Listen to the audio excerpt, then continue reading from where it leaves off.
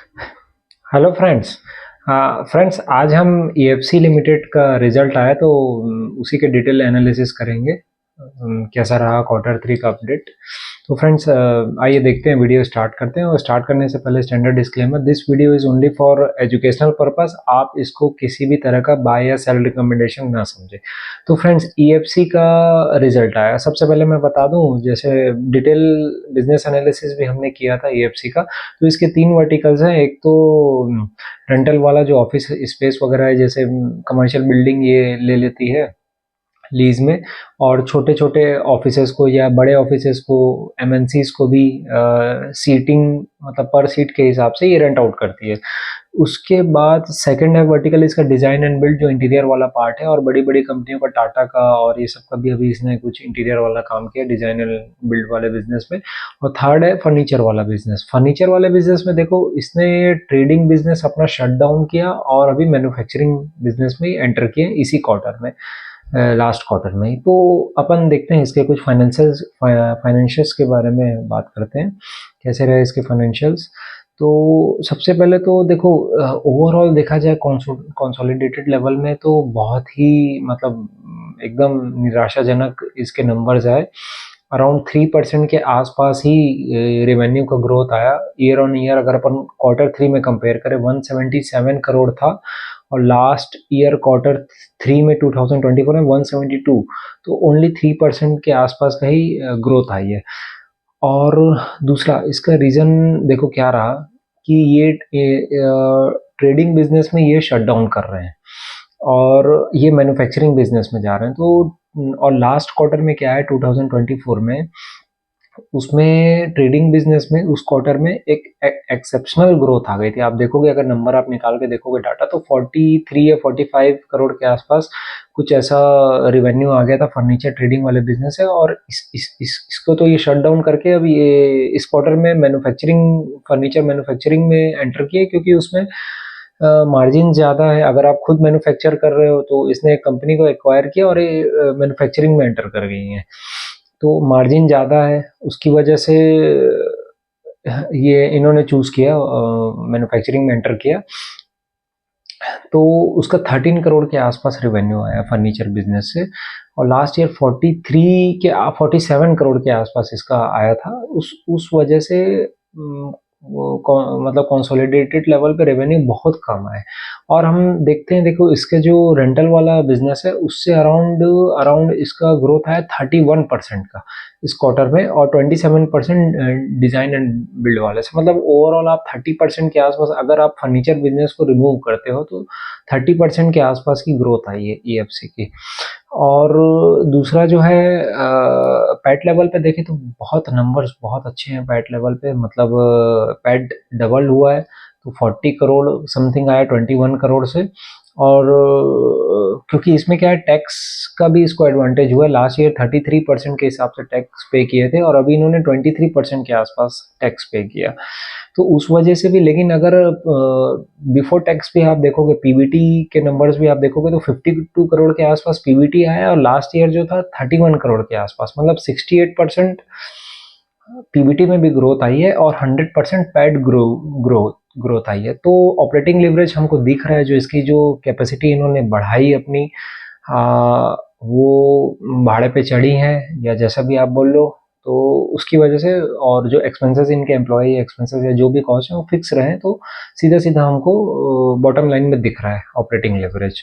और दूसरा, इनकी सीटिंग कैपेसिटी की हम बात करें तो इनका अराउंड 50,500 के आसपास था। 50,500, 50,000, 51,000 के आसपास। और अभी इन्होंने जो है 57,000 की इनकी सीटिंग कैपेसिटी रही एज ऑन 31 दिसंबर 24, थर्ड क्वार्टर के एंड में अपन देखें तो। और हाँ, ऑक्यूपेंसी लेवल जो सबसे ज़रूरी है, देखो अगर आदमी बिल्डिंग लीज पे ले लेता है और वो रेंट पे, भाड़े पे नहीं चढ़ती है, रेंट पे नहीं उठती, तो फिर क्या होता है कि हमको ऊपर तो पैसा पे करना ही है, जिससे भी हमने रेंट पे लिया है, उसको लीज पे लिया है। और अगर हमारा इधर रेंट आना बंद हो जाता है, तो एक बहुत बड़ा मतलब एसेट लायबिलिटी मिसमैच बोल लो या जैसे भी बोल लो, बहुत दिक्कतें आ जाती है। तो इसका ऑक्यूपेंसी रेट बना हुआ है, लास्ट ईयर भी 90% के आसपास था, और अभी भी 90% ही है इसका। तो एक एक ये डाटा ठीक था। दूसरा, इनका गाइडेंस जो था 70,000 के आसपास ये सीटिंग कैपेसिटी करेंगे, तो ऑलमोस्ट मेरे ख्याल से टच कर लेंगे ये इस वाले, उसके आसपास ही है, उसमें दिक्कत नहीं है। अब देखो प्रॉब्लम क्या आई ना, देखो जो हमको, जो एक्चुअली आप इसका देखोगे तो इसको मार्केट ने भी बहुत पनिश किया। जैसे इसका रिजल्ट आया नेक्स्ट डे 15 से 20% इसका स्टॉक का प्राइस गिरा। तो हुआ क्या, लास्ट लास्ट टाइम कंपनी के मैनेजमेंट में जो गाइडेंस दी थी 100% के आसपास ये ग्रोथ करेगी FY25 में, FY24 के कंपैरिजन में। लेकिन इसका ग्रोथ कितना आया, मतलब कंसोलिडेटेड लेवल पे देखो तो 3-4% ही, मतलब मात्र, और अगर उसको हटा भी देते हैं तो 30%। तो अपने गाइडेंस से बहुत पीछे रही। इसका एक बहुत बड़ा वो है, मतलब जो स्टॉक प्राइस गिरने का, क्योंकि आप देखोगे कि जो भी है, मतलब कंपनी अगर गाइड करती है और अपने ही एक्सपेक्टेशंस में वो नहीं, मतलब अपनी बातों पे नहीं खड़े उतरती, company is, if company is not walking the talk, तो मार्केट उसको बहुत बुरा पनिश करता है। चाहे वो 30% देखो बुरा नहीं है, मतलब अब हम इसको कंपेयर कैसे कर सकते हैं कि 30% अच्छा है कि नहीं, ये हम कब जज कर पाएंगे, जब हम दूसरे जो पीयर्स हैं, पीयर टू पीयर, जब हम कंपैरिजन करेंगे, जो AWFIS करके है, ऑफिस करके जो है, उसके जब रिजल्ट आएंगे तो तब हमको समझ में आएगा कि हाँ 30% अभी इस इंडस्ट्री के लिए ये सही ग्रोथ है कि नहीं। तो एक एक एक मिक्स टाइप का रिजल्ट रहा। एक तो गाइडेंस को अपने बीट नहीं कर पाए, एक्सपेक्टेशंस को बहुत, शेयर होल्डर्स के एक्सपेक्टेशंस को बहुत मार खाई, इसीलिए इनका स्टॉक भी पनिश हुआ। और दूसरा जो सबसे बड़ा मेन कारण था, फर्नीचर बिजनेस ट्रेडिंग वाला को शट करना और मैन्युफैक्चरिंग में आना, क्योंकि ये लो मार्जिन से हाई मार्जिन में जाना चाहते हैं। जो मैंने आपको बताया 47 करोड़ लास्ट ईयर था फर्नीचर, अभी सिर्फ 13 करोड़ ही आया है, क्योंकि ट्रेडिंग बिजनेस तो बंद हो गया, मैन्युफैक्चरिंग बिजनेस आ गया। उसके कारण बहुत कंसोलिडेटेड लेवल में मतलब ओनली 3-4% ही जो भी ग्रोथ आई, 3% के आसपास।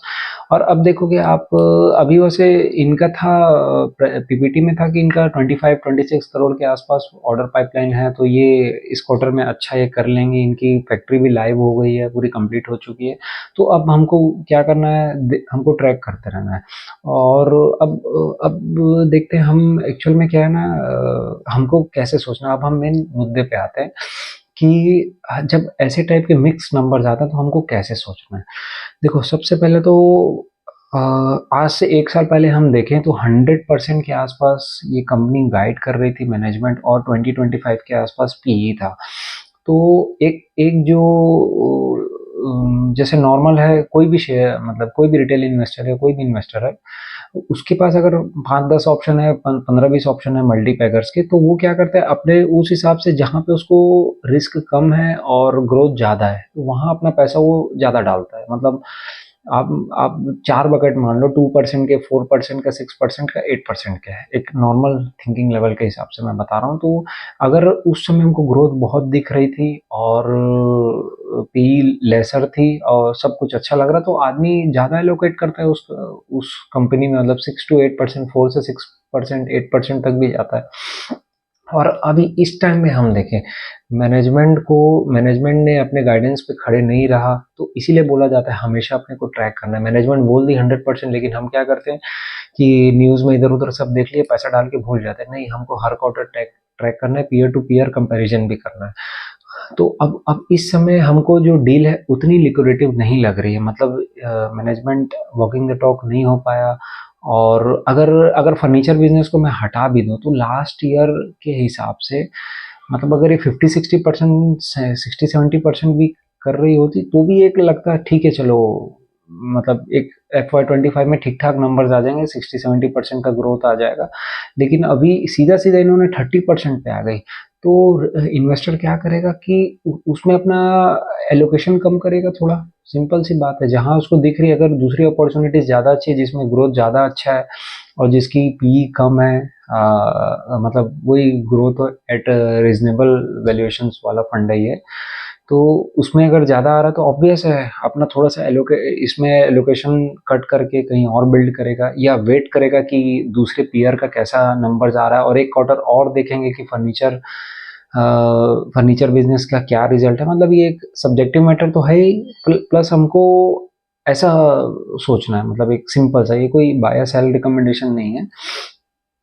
तो अब देखो, जैसे क्या है, अब मैं पीयर टू पीयर कंपैरिजन करता हूँ, तो AWFIS जो ऑफिस करके है, वो अभी दो तीन क्वार्टर से लास्ट देखोगे तो आप 30-40% के आसपास ही इसका ग्रोथ था, लेकिन 40% के आसपास था। और इसका जो है, इसका एक क्वार्टर में 60-70% टच किया, प्लस 80% भी टच किया EFC का। और अभी इस क्वार्टर में सीधा सीधा 30%। तो जो ऑफिस जो कंपनी है AWFIS जो है, उसकी सीटिंग कैपेसिटी ऑलमोस्ट डबल है इससे, EFC से। तो अगर वो इतने बड़े बेस में होने के बाद भी अगर वो 40% से ग्रोथ हो रही है, तो सीधा सीधा मार्केट इसको और पनिश करेगा। और शेयर होल्डर्स या कोई भी इन्वेस्टर्स हो, तो ऑब्वियस है, जहाँ ज़्यादा ग्रोथ है मार्केट उसी के पीछे भागता है। तो हमको ऐसे ही देखना है, हमको पीछे मुड़ के नहीं देखना है, हमको फॉरवर्ड फ्यूचर का देखना है। फ्यूचर को देख के हमको अपने जजमेंट या अपने डिसीजंस लेने हैं। इसीलिए investing is a very subjective matter. तो हमको ऐसे सोचना है, सिंपल सा है। और अब जैसे मैं आपको बता रहा था कि लास्ट ईयर 100% का ग्रोथ का गाइडेंस था, 2025 का पी था, और अभी जो है सीधा सीधा इनका आ गया